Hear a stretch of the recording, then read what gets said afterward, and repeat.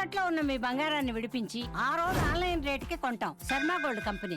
నమస్తే, welcome to Suman TV. నేను పద్మిని. ప్రస్తుతంతో పాటు ప్రముఖ ఆధ్యాత్మికవేత్త, వాస్తు జ్యోతిష పండితులు డాక్టర్ నిట్టల ఫణిభాస్కర శర్మ గారు మనతో పాటు ఉన్నారు. మాట్లాడదాం. సార్ నమస్కారం అండి. నమస్కారం అండి.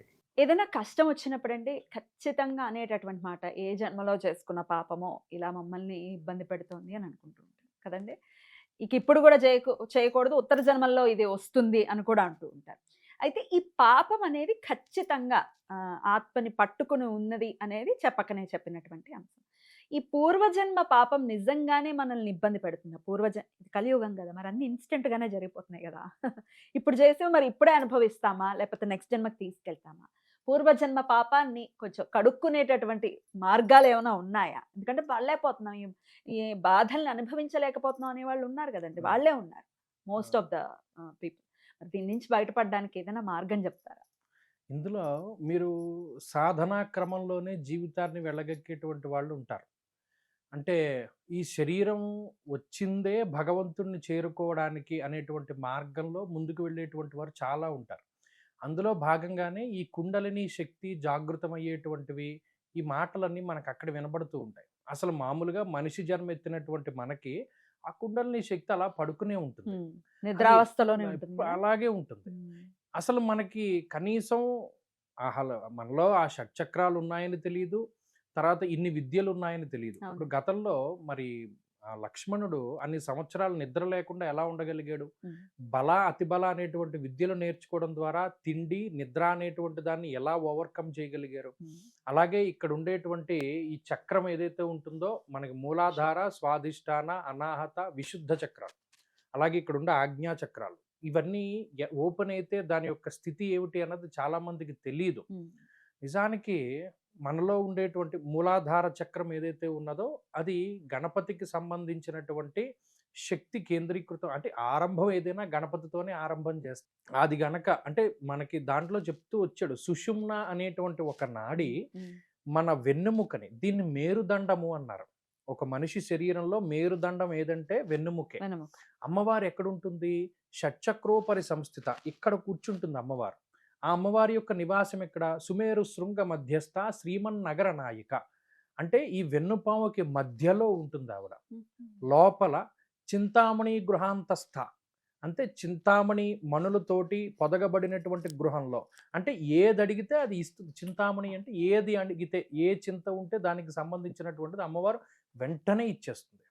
అయితే ఆవిడ్ని చేరుకోవాలి. ఈ మూలాధార చక్రం దగ్గర నుండి బయలుదేరి ఈ సుషుమ్నా నాడి ఇలా ఇలా పెనవేసుకుంటూ మూలాధార, స్వాధిష్టాన, మణిపూర, అనాహత, విశుద్ధ, ఆజ్ఞ అనేటువంటి చక్రాల దగ్గరికి వెళ్ళి ఇటు ఇటు ఉండేటువంటి ఇడ, పింగళ అనేటువంటి రెండు నాడుల్ని కలుపుకొని ఈ ఆజ్ఞా చక్రాన్ని ఓపెన్ చేస్తే 2 దళాలతో ఉన్నటువంటి ఆజ్ఞా చక్రంలోంచి బయలుదేరి రుద్రగ్రంథిని విభేదిస్తూ పైనున్నటువంటి సహస్రార చక్రంలో 1000 కమలాలతో ఆమె అక్కడ కూర్చుని ఉంటుంది. అక్కడికి చేరుకోగలగాలి అంటే ఎంత సాధన చేయాలి? ఇంకా అదే మోక్షం. అదే మోక్షం. అతను సుధా సారాభివర్షిణి, అక్కడ సుధామృతల్ని కురిపించేటువంటి అమృతవర్షిణి ఆమె ఉంటుంది అక్కడ.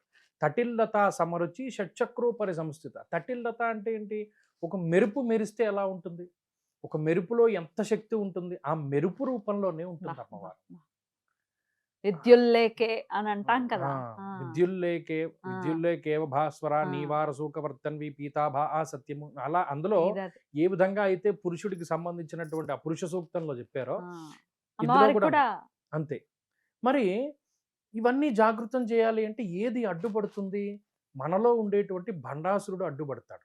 వాడికి ఉండే విషంగుడు, విశుక్రుడు అనేటువంటి 2 తమ్ముళ్ళు, అలాగే వాళ్ళకు ఉండేటువంటి సర్వసైన్యాధ్యక్షులు 15 మంది, వాళ్ళకు ఉండేటువంటి పుత్రులు 30 మంది దారిని మళ్ళిస్తూ ఉంటారు, ఒక కూపంలోకి దింపుతూ ఉంటారు. అది దేని వల్ల జరుగుతుంది? కర్మ ప్రారంధాన్ని బట్టి జరుగుతుంది. కర్మలు, ఆగామి కర్మలు, సంచిత కర్మలు, ప్రారంధ కర్మలు అంటే క్యారీ ఫార్వర్డ్ అయిపోతూ ఉంటాయి. ఈ శరీరంతో చేసినటువంటి దాన్ని మనం కడుక్కోకుండా, ఉదాహరణకి నిన్న రాత్రి వండినటువంటి గిన్నెలోని ఇవాళ కూడా వండుకు తింటే దాన్ని కడుక్కుంటేనే కదా మీకు పాత్ర ఎప్పుడు శుద్ధి అవుతుంది. అలాగే దీన్ని మనం ఈ శుద్ధి చేసుకోవడానికి ఏం చేస్తున్నాం? పైన స్నానం చేస్తున్నాం. అది పైకి సరిపోతుంది కానీ లోపల ఏ విధంగా ఉంటుంది? సరిగ్గా కూర్చోలేకపోతున్నాం మనం, సరైనటువంటి పోషణ లేదు, తిండి మనం సరిగ్గా తినలేకపోతున్నాం. అవును. ఇప్పుడు మనం తినేటువంటి తిండే చాలా ముఖ్యమైనటువంటిది. ఇంకా గొప్పగా జ్యోతిష్ శాస్త్రంలో లోతుగా వెళ్ళినప్పుడు ఏ గ్రహానికి సంబంధించినటువంటి ఆధిపత్యం బలంగా ఉంటే ఆ గ్రహానికి సంబంధించినటువంటి రుచిని వీడు ఎక్కువగా తింటాడు. ఆ! బా! మీరు షడ్రుచుల సమ్మేళనం ఎందుకయింది అక్కడ? షడ్రుచులకి షట్చక్రాలకి ఉండేటువంటి సంబంధం ఏంటి ఉగాదికి? వీడికి గురుడు బలంగా ఉన్నాడు, శుక్రుడు బలంగా ఉన్నాడు, తీపి ఎక్కువ తింటాడు, ఇష్టపడతాడు. శని బలంగా ఉన్నాడు, క్షారము, లవణము అవే వాళ్ళు ఎక్కువగా తినేస్తారు. మరి దాన్ని ఎలా తగ్గించుకోవాలి శరీరంలో? అక్కడ మొదలవుతూ వస్తుంది మనకి సాధనాక్రమము అంటారు. ఒక గురువు ఎందుకు ఉండాలి జీవితంలో? ఒక గురువు లేనటువంటిది గుడ్డి మార్గం కిందే ఉంటుంది. ఉండి తీరాలి. ఒక గురువు కంపల్సరీగా ఉండాలి. ఆ గురువు ఏం చెప్పాలి? మనం తరించడానికి మార్గం చెప్పాలి, అంతే. పురుగుపోవడానికి కాదు. ఖచ్చితంగా. మరి ఈ పూర్వజన్మ పాపాన్ని మరి కడుక్కునే ఎలాగా? కడుక్కోవాలి.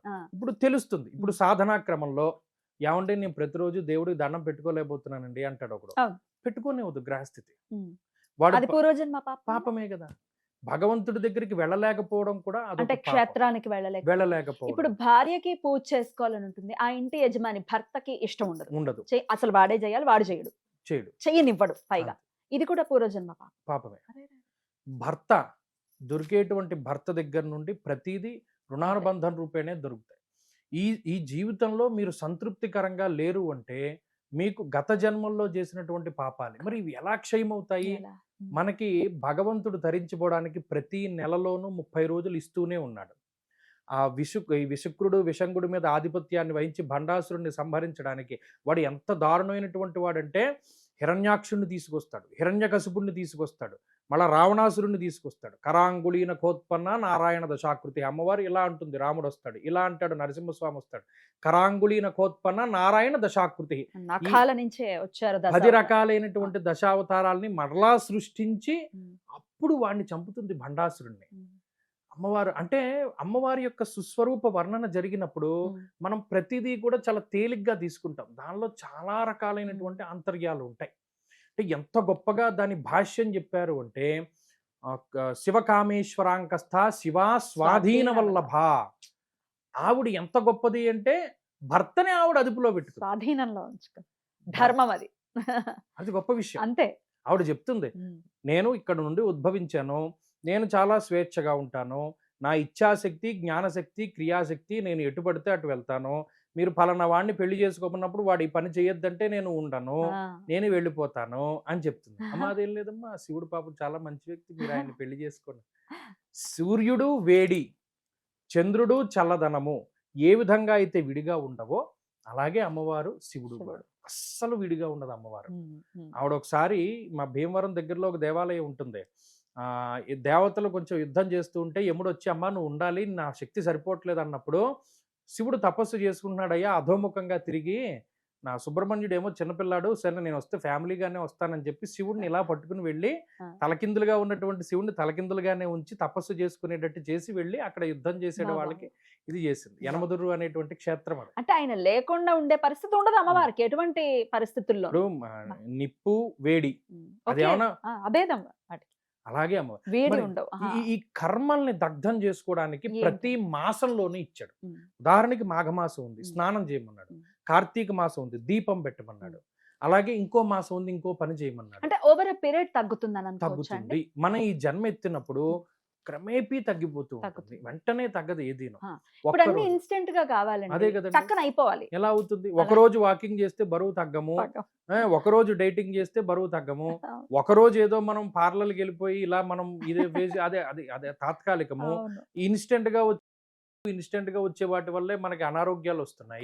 మరి ఓవర్ ఏ పీరియడ్ వెళ్ళాలి. ఓకే, ఎన్నాళ్ళు పడుతుందండి? ఇప్పుడు ఎలా అయితే శాస్త్రం చెప్పిందో అలాగే సంవత్సరం పొడుగునా మనం ఉన్నాం అనుకోండి, ఎన్ని సంవత్సరాలు పడుతుంది? దాన్ని మనం ఎంత తెచ్చుకున్నాం మనకు తెలియదు, కానీ మార్పు ఎప్పటి నుంచి చూడొచ్చు? మీరు ఒక గమనించండి, ఒక స్కూల్లో 100 మంది పిల్లలు ఉన్నారు, 100 మంది రోజు క్లాసుకి వెళ్తున్నారు, అందులో ఒక్కడికే 99 మార్కులు వస్తాయి. ఎందుకు? వాడు ఆ సంవత్సరంలో ప్రతిరోజు కృషి చేశాడు, మరి వాడికి సంవత్సరం పట్టింది. ఇంకొకటికి ఇదే టైం పీరియడ్ లో అన్ని సబ్జెక్టులు ఆగిపోతే వాడు అది పూర్తి చేయడానికి చాలా కాలం పడు. అక్కడ ఏంటి అంటే మన యొక్క దీక్ష, శ్రద్ధ లేదు. అది ఉండి ఓకే. భగవంతుడిని మనం చేరుకోవాలి అనేటువంటి తత్వంతో ముందుకు వెళ్ళాలి. ఒక సంవత్సరం నుంచే మొదలవుతుందా నిజంగానే శ్రద్ధగా మనం ఒక్క రోజులో కూడా మొదలవుతుంది? ఒక్క రోజులో కూడా భగవంతుడు పలికిన సందర్భాలు ఉన్నాయి. అందుకే ఈ ఛానల్స్ లో గానీ మనం చెప్తూ ఉన్నాయండి, మాఘమాసం స్నానాలు చేయండి, చాలా లేకపోతే గొప్ప విషయం. ఏకాదశులు వస్తున్నాయి ఇలా చేసుకోండి, ఇవన్నీ శాస్త్రం ఏదైతే చెప్తుందో అది చేసుకుంటూ వెళ్తే ఖచ్చితంగా మార్పు అంటే వస్తుంది. కర్మల్ని ఎలా తీసుకోగలుగుతాము అంటే ఈ 30 రోజులు ఉమ్. అలాగే ఈ 12 నెలలు ఉమ్. మనం చక్కగా శ్రద్ధగా చేసుకుంటూ ముందుకు వెళితేనే ఉమ్. భగవంతుడిని చేరుకోగలుగుతాం. ఉమ్. మీ ఇష్ట దైవాన్ని ఎవరో ఒకరిని పెట్టుకోండి. ఉమ్. ఏమండి మరి ఇంతమంది దేవుళ్ళు ఉన్నారండి, ఓసారేమో వినాయకుడి దగ్గరికి, ఓసారి మేము ఎప్పటి వరకు వినాయకుడిని పట్టుకున్నామండి, మరి ఆ లైన్లో ఉన్నాం మేము, మళ్ళీ ఈ లైన్ మానేసి సుబ్రహ్మణ్యుడి దగ్గరికి వెళ్తే ఇప్పటికే అక్కడ చాలా క్యూ ఉంది కదా, మళ్ళీ ఆయన వచ్చేసరికి ఎంతకాలం పడుతుందో అని అడుగుతూ ఉంటారు. ఇంతమంది దేవుళ్ళు ఏంటి? మీ ఇంటికి వచ్చే కరెంటు 50 హెర్ట్జ్ ఫ్రీక్వెన్సీ ఉంటుంది, 240 వోల్ట్స్ ఉంటాయి. ఆ కరెంటు తోటి మనం ఏం చేస్తున్నాం, వాడు ఫ్యాన్ కావాలంటే ఫ్యాన్ వేసుకుంటున్నాడు, వాడు లైట్ కావాలంటే లైట్ వేసుకున్నాడు, ఏసీ కావాలంటే ఏసీ వేసుకున్నాడు. అవునండి. పరమాత్మ ఒక్కడే. ఉమ్. నీకు గణపతి శక్తి కావాలా, గణపతి దగ్గరికి వెళ్ళు. అమ్మవారి శక్తి అవసరమా, అమ్మవారి దగ్గరికి వెళ్ళు. మిక్సీ కావాలంటే గ్రైండర్ దగ్గరికి వెళ్తే పని అవ్వదు. మిక్సీయే, గ్రైండరే. కరెంట్ ఒకటే, అన్నిట్లోనూ కరెంట్ ఒకటే, కానీ ఆ కరెంటు రూపాంతరం చెందేటువంటి మార్గాలు వేరు.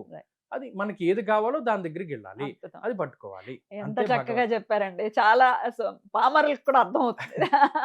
అలాంటి ఎగ్జాంపుల్ ఇచ్చారు. ఆ భగవత్ తత్వాన్ని తెలుసుకుని ఆరాధన చేస్తే అప్పుడు మనకి చాలా చాలా కృతజ్ఞతలండి. నమస్తే.